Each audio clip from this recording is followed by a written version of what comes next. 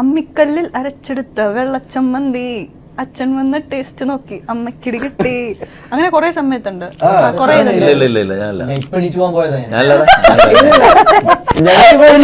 അത് നമിത തന്നെ ഉണ്ടാക്കിയത്. പണ്ടത് ഏത് പാട്ടിന് ട്യൂണായിരുന്നു? വെണ്ണക്കല്ലിൽ ആ പാട്ടായിരുന്നു ഇപ്പൊ പാടിയത്. അതാണ് SMS ചെയ്താ ഇതിനേക്കാൾ കൂടുതൽ മനസ്സിലായ. SMS ചെയ്തെങ്കിൽ ഇതിൽ കൂടുതൽ മനസ്സിലായ ട്യൂൺ. പിന്നെ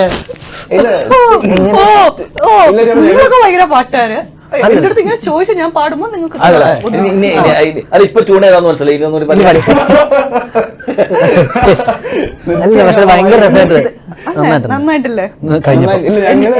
കഴിഞ്ഞപ്പോ എന്റെ ഉള്ളിലെ കലാകാരിനെ ഇപ്പോഴാണ് ഇവർ അറിയുന്നത്. ചേട്ടാ, നമ്മൾ അടുത്ത റൗണ്ടിലേക്ക് പോവാണ്. എന്റെ ഈശോയെ എന്നുള്ളതാണ് ഈ റൗണ്ടിന്റെ പേര്. ഞാൻ കുറച്ച് സ്റ്റേറ്റ്മെന്റ്സ് പറയും. ഈശോ ആയിട്ട് റിലേറ്റ് ചെയ്ത ക്വസ്റ്റ്യൻസ് ആയിരിക്കും. അതിനുള്ള ആൻസർ പറഞ്ഞാൽ മതി. ഓക്കെ. ഇപ്പോഴും വളരെ ലെങ്തി ആയിട്ടുള്ള ഡയലോഗ്സ് കിട്ടുന്ന സമയത്ത് എന്റെ ഈശോയെ എന്ന് ഞാൻ വിളിക്കാറുണ്ട് സ്ക്രിപ്റ്റില്. പണ്ട് ചേർന്ന ഒരു ഇന്റർവ്യൂല് പറഞ്ഞിട്ടുണ്ട്. ഇപ്പോഴില്ല, പണ്ട് എപ്പോഴും എത്ര തവണ ഈശോയെ.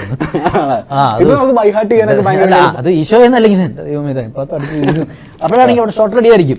അപ്പൊ പഠിച്ചോണ്ടിരിക്കും അസിസ്റ്റന്റ് ഡയറക്ടർ ഇതിലെ പാസ് ചെയ്തിട്ട് പഠിക്കണ്ട, ചിലപ്പോ ഡയലോഗ് മാറും, തന്നിട്ടേ ഉള്ളൂ. അപ്പൊ അല്ല, അങ്ങനെയൊക്കെ വരാറുണ്ട്. പക്ഷെ ഇപ്പൊ അങ്ങനെയൊന്നും കുഴപ്പമൊന്നുമില്ല.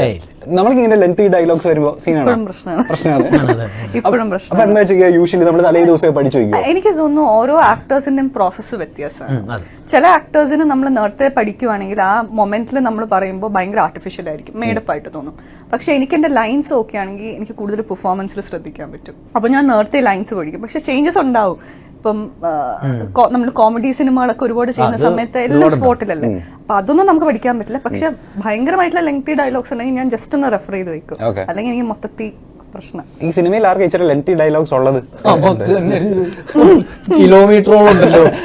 ഞാനും ജാഫർക്കയും തമ്മിലുള്ളതല്ലേ കോൺവെർസേഷൻ. ചിലപ്പോ ഒറ്റ ഷോട്ട് പരിപാടിയൊക്കെ ഒരുപാടുണ്ട്. ഒറ്റ ഷോട്ട് പരിപാടിയൊക്കെ ഇഷ്ടമാണ്. അല്ല, നമ്മളിപ്പോ ചെയ്തിരിക്കുന്ന സിനിമകളിൽ ഇപ്പൊ കൃത്യമായിട്ടുള്ള ഡയലോഗ്സ് പറഞ്ഞ് ചെയ്യുക എന്ന് പറയുന്നത് ഇപ്പോഴത്തെ സിനിമകളുടെ പാറ്റേണിൽ എനിക്ക് തോന്നുന്നു മാറ്റർ മാത്രം പറഞ്ഞു കൊടുത്തിട്ട് ആർട്ടിസ്റ്റിന് ഫ്രീഡം കൊടുക്കുകയുണ്ട്.